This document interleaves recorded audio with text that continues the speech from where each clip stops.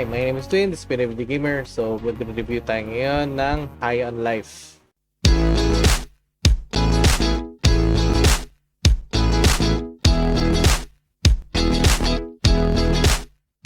Ayun, so High on Life is a comedy first-person shooter developed by Squanch Games Inc. It has creative input from Justin Roiland, known for its work for the popular animated series Rick and Morty. Si Roland has faced a little bit of controversy right after na pag-release ng game, which is why na-delay yung paggawa ko ng video na to.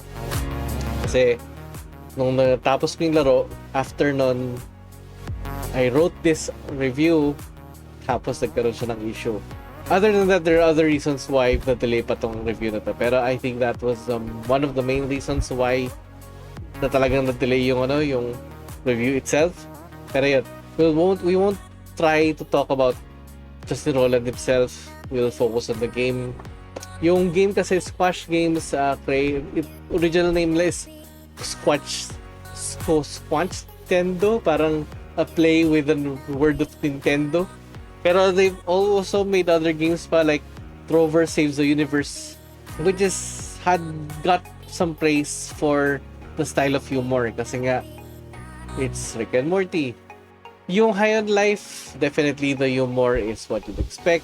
Pero it's sheer terms of comedy, your mileage may vary. Kasi I know some people don't really like the style of humor. Pero so far, I did enjoy it myself.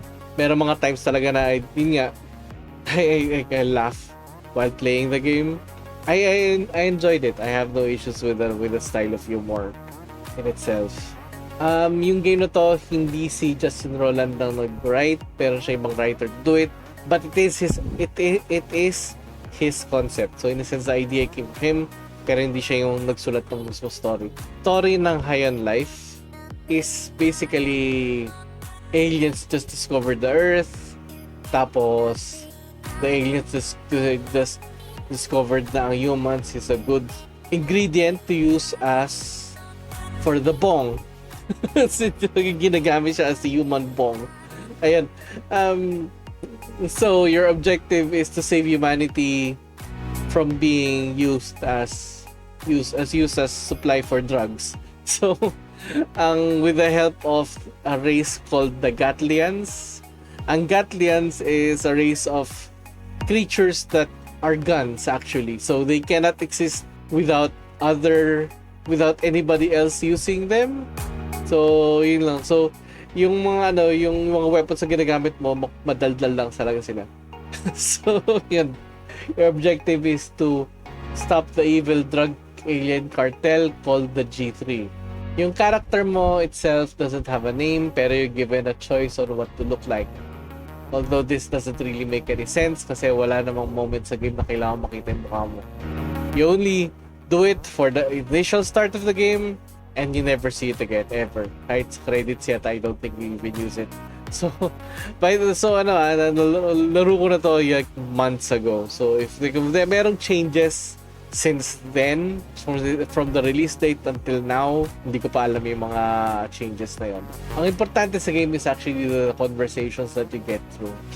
And it's interesting and it's fun and they're talkative, lalo na yung mga guns nga nakausap mo. Each gun has their own personality, their own style, their own so lahat sila may sariling kwento. Although there are even at times na medyo tahimik, they'll keep on talking. Pero there will be a point na medyo nagre-repeat yung mga sinasabi nila.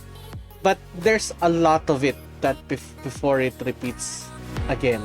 Ang siguro yung common na magagamit mo is si Kenny. Si Kenny yung pinaka-first ka na magagamit mo.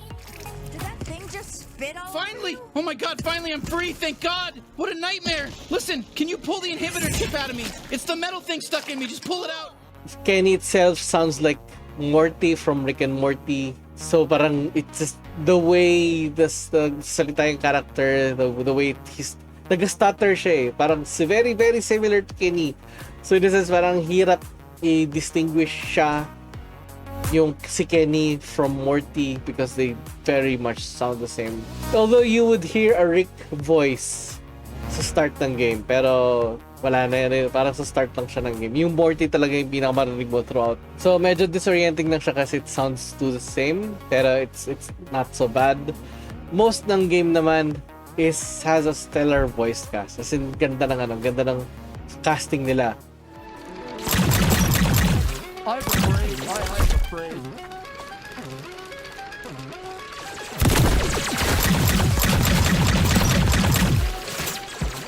So Wow, this is just like a real Old West shootout. You know, pretty cool, huh? It's cool. It's what do they call it? It's diverse. We got a diverse palette of things going on here in this game. You know? Nolan North. Alam mo yun, kilala mo si Nolan North from the Uncharted series. Si Jennifer Hale. Kilala siya from a lot of games actually. Lalo na, I think, naalala ko sa kanya is yung Mass Effect. Siya yung female version ng Shepard. Tapos si Tara Strong. How can anybody forget Tara Strong considering siya ang kilalang Harley Quinn sa mga ibang cartoons, not sa initial Batman pero sa ibang DC Comics cartoons. Alam ko si Tara Strong was the voice of Harley Quinn, tsaka siya yung nag-voice dun sa Batman na animated na video game, yung Batman Arkham. Meron din siya mga guest voices, meron din yung game mga guest voices from Red Letter Media and Smiling Friends. Tapos nandun din apparently si Jack Black from Super Mario Bros. Movie at si Susan Sarandon from Monarch. So voice cast itself is incredible. It's incredible. So hands down ang galing ng voice casting niya. Siguro pinaka-issue ko lang talaga si Kenny, pero that's na-mention ko na yung kanina. Okay, shit. I guess let's just kill them all. Oh, yes, yes. I love you more than anything in the world.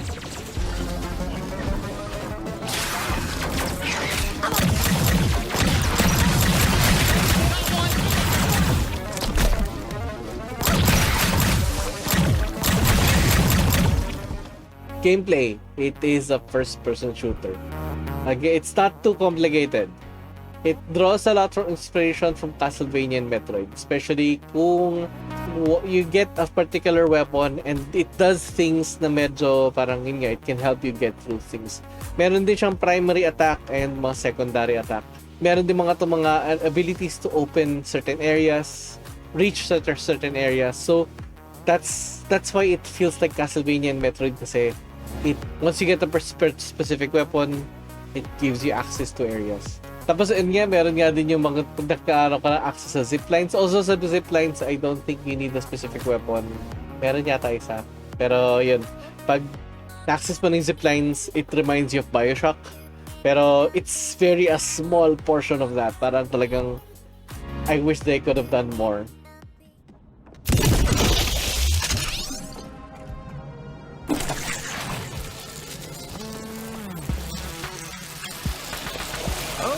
Sludge works. Nitro should be here.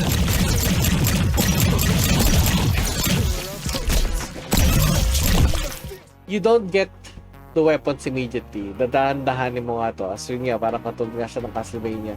Lahat ng weapons. So, may personality. You keep talking, madami sila, daming mga sasabihin. So, it's interesting to keep using them. Pero mga iba mga abilities. Si Kenny is used for the basic weapon.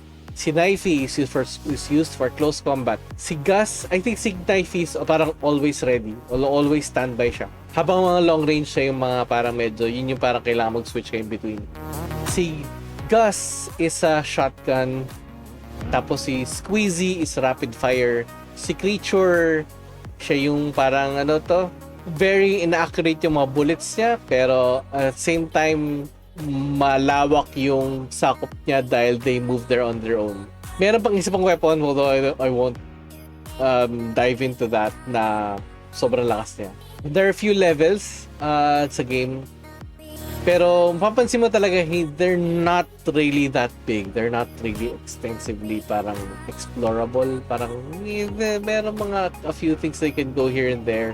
Pero I wish there was more variety to it. I wish there was something bigger. Pero yeah, it's really not that big.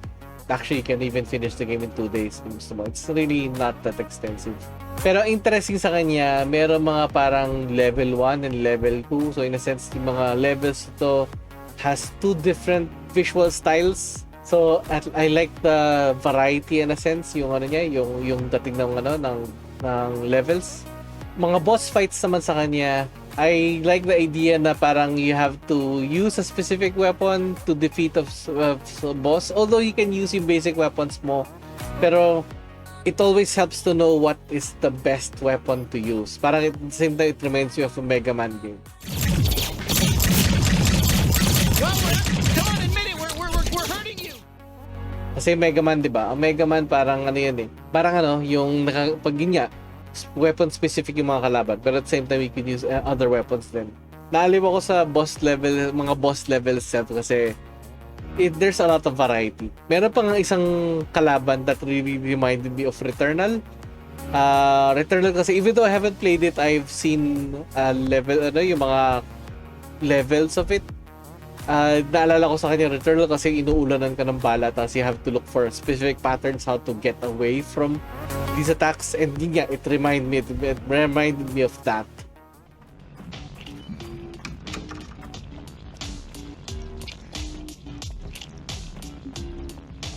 Hey, nice house you got here. Real ritzy.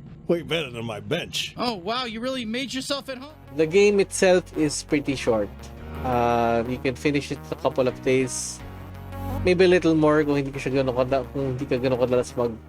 katagal maglaro. It's not really expensive, pero it's not really extensive in game. Pero it's fun. I really enjoyed my time with it. At the same time, you can really look for stuff around the game. You can really try to look for secrets. At the same time, there are actually full-length movies sa loob ng game. Once ma-access mo yung home movie theater, there are full-length movies. I can't remember how many, but there are movies. Although I think they are B movies. So parang kung trip mo yung mga ganun, manood ng ganun. Ano yan? Habang nanonood ka, magsasalita, merong 3 aliens na magsalita. I think these are from Red Letter Media. Magsalita sila throughout the movie if you want to. So in a sense, it's fascinating. It's interesting. I'm not sure if there's any plan for an expansion ng game. It's also bad. I enjoyed it, pero yun nga, because I can finish it in a couple of days. Medyo nag-aalangan ako sa kanya. Maybe siguro you can extend it to a week. Pero depende talaga sa gameplay mo. If you really enjoy it that much, you won't take. Siguro yun nga, 1 weekend lang baka matapos mo na agad. So it's a fun ride, pero it really depends dun sa trip mo. Kasi nga, as I said earlier, it might not be for everybody. Lalo na yung humor niya, hindi mo trip. It might even turn off some people. Pero yun nga, personally, I really enjoyed it. The graphics is okay. As in, okay naman siya. Maganda naman yung graphics. Tapos may bonus few levels pa. Pero I think the main drawback sa akin is actually the length. I wish there was more to the game. So I'm giving this 3.75 out of 5. So that's my score for it. I enjoyed the game. Pero yun nga, the length is a bit too short for me for it to be, outstanding in a sense. I don't feel it's hindi naman siya kasi emotional game. It's just a lot of humor. Ayun. Anyway, that's my game. That's my review, that's my gameplay. Thank you sa mga taong nanonood. Thank you for you taking the time watching this. Thank you for sa mga nag-subscribe. Thank you talaga for liking, subscribing. Please like, share, and subscribe. Comment down below. Mention kayo talk about things. Did you like the game? Nalaro nyo na ba? Nag-enjoy ba kayo? Hindi nyo nagustuhan? Anything. Tapos if you have any suggestions, talk about it. Ayun. Anyway, that's my review. Thank you very much, and bye-bye.